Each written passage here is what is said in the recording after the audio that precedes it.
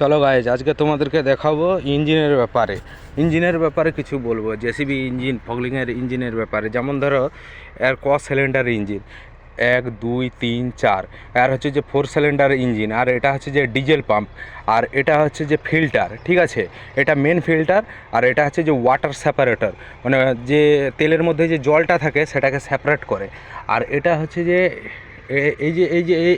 এইটা দেখতে পাচ্ছ, এটা হচ্ছে যে রেডিওটার।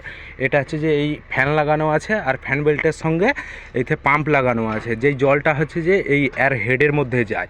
আর হেডের মধ্যে গেলে হেডটা পুরোপুরি একদম কুল থাকে, তখনই বলতে থাকে। আর এই মেশিনের সঙ্গে লাগানো আছে হাইড্রোলিক পাম্প। এটা হচ্ছে যে মেন পাম্প, হাইড্রোলিকের মেন পাম্প। আর এইটার জন্যই কিন্তু মেশিন